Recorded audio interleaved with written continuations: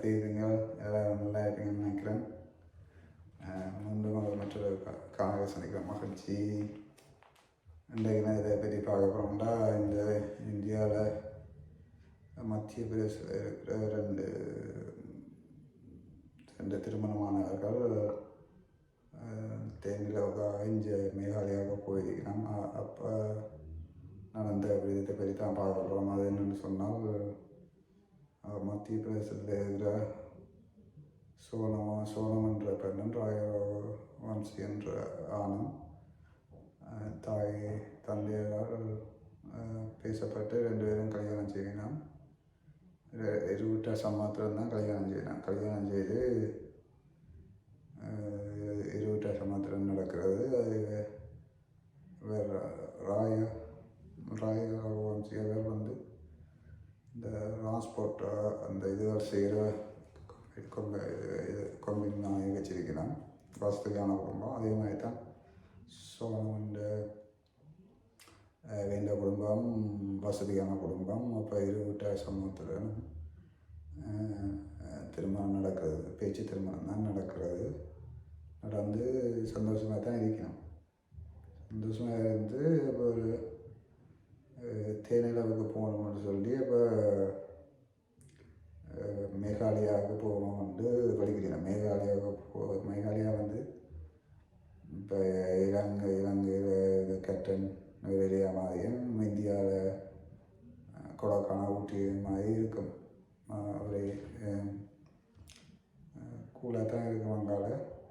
அப்படின்னு அதுக்கு போகணும்னு சொல்லி 2 பேரும் கழிச்சு பேசி டிக்கெட் எல்லாம் புக் பண்ணி போயினோம். அங்கே டிக்கெட் எல்லாம் புக் பண்ணி போய் அங்கே மேகாலயாவுக்கு போய் ஹோட்டல்லாம் புக் பண்ணி அங்கே போய் இருக்கின்றார்கள். மேகாலயாவில் இருக்கிற சிலான்ற இடத்துல அருவி, ஒரு நல்ல பேர் பெற்ற அருவி ஒன்று அங்கே இருக்கிறது. இந்த அருவிக்கிட்ட இருக்கு ஒட்சாவடன் அந்த அருவிக்கிட்ட இருக்கணும். இருந்து எல்லாம் ஒரு சில நாட்கள் இருந்து விட்டு பேருந்து பார்த்தால் அந்த சோனம்ன்றவ வந்து அங்கே இந்த வெளிக்கிழக்கு முதல் அங்கே வேண்ட இடத்துல இந்த வெளிக்கிழக்குன்னு சொல்லி வேறு நீங்கள் எல்லா நகையும் கொண்டாந்தோ வேண்ட முறைப்படி இந்த ஃபோட்டோ எடுக்கலாம் இருக்கிற நகையில் ஃபோட்டோ எடுக்கிற போல் காசும் கொட்டாங்கோ. சிலவுக்கு தேவையான 10 லட்சம் ரூபா காசு கிட்டத்தட்ட அது மாதிரி இருக்கிற நகையில் தேவையும் போட்டு வந்திருக்கிறேன். வந்து ஒரு 20 நாட்கள் தங்கி விட்டு ஹோட்டலில் வந்து சில நாள் அதுக்கு பிறகு அந்த சில வேண்டையும் காணையில் வேறு ஓய்வு காலையில் என்னவுடனே எல்லாம் என் சொந்த காலத்தில் இருந்தாங்க. அதெல்லாம் தேடி பார்த்துருக்கணும். தேடி பார்த்துட்டு என்ன 2 பேர் சத்தத்தையும் காலையில் ஃபோனுக்கும் வச்சுட்டு தான் ஃபோனெல்லாம் சுவிட்ச் ஆஃப் பண்ணி வச்சுருக்கு. இந்த புலசில் போய் கம்ப்ளைண்ட் பண்ணினா அப்படி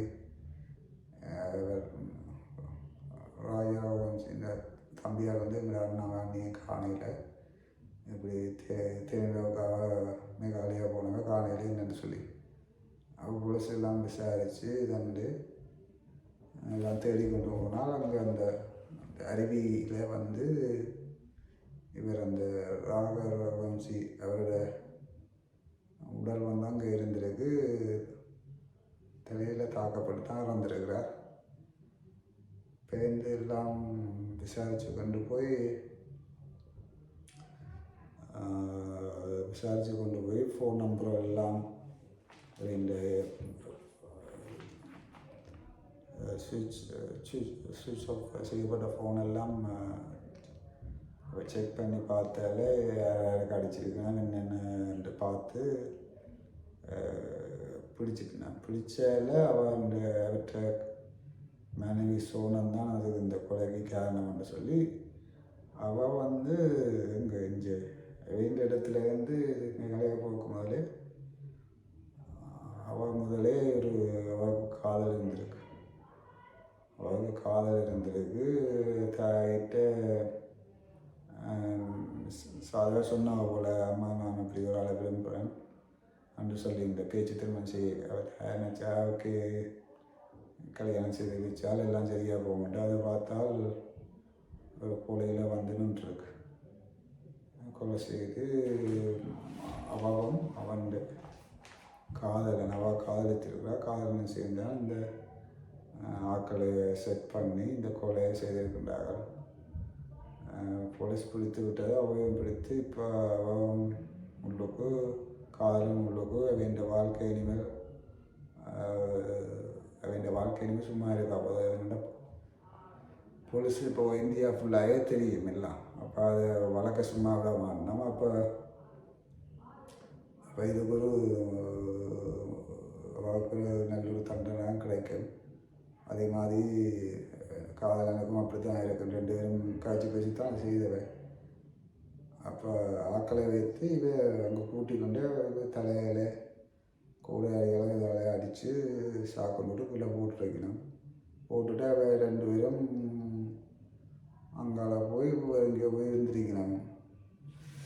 வேறு இடத்துல இருந்துட்டு கொஞ்சம் நாளையால் எல்லாம் செய்யணும்னு பார்த்தா அது கேஸ் எல்லாம் வேறமாகி போகிறபடியாக ரிசர்வ் பண்ணி பிடிச்சாச்சு.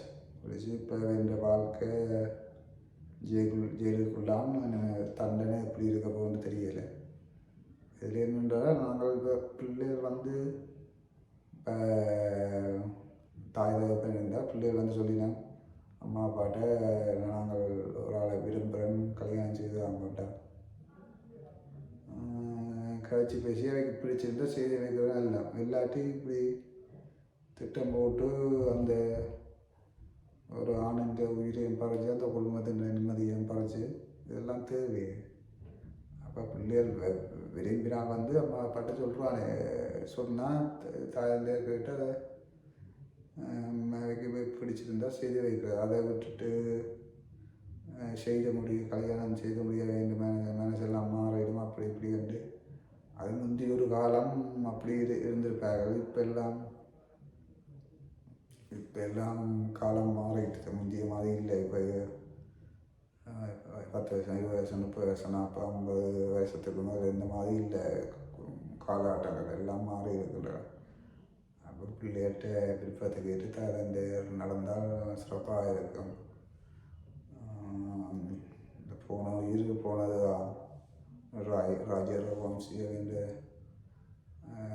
தாய் தந்தையருக்கு பெரிய இழப்பாக இருக்கும். அந்த சோனமும் அவர் காதலரும் அவர் ஜெயிலுக்கெல்லாம் நீங்கள் வாழணும். என்ற வாழ்க்கையை நீங்கள் ஜெயிலாம் என்ன தண்டனை கொடுக்க போகிறாருன்னு தெரியவில்லை.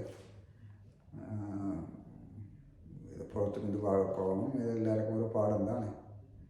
பிள்ளைகள் வந்து சொன்னால் அதை கேளுங்க, கேட்டு என்னென்று செய்யுங்க. அதை விட்டுட்டு கல்யாணம் செய்து வச்சு அதெல்லாம் செய்யணும்டா அது என்னண்டு அதெல்லாம் அந்த காலம் மலையேறி போச்சு. பிள்ளைகள் சொன்னால் பிள்ளைகளை கேட்ட மாதிரி நடக்க பாருங்க. காய்ச்சி பேசி இதெல்லாம் எல்லாம் சிறப்பாக இருக்கும். வேறு என்ன மற்றொரு காணொளியில் சந்திப்போம். நன்றி, வணக்கம்.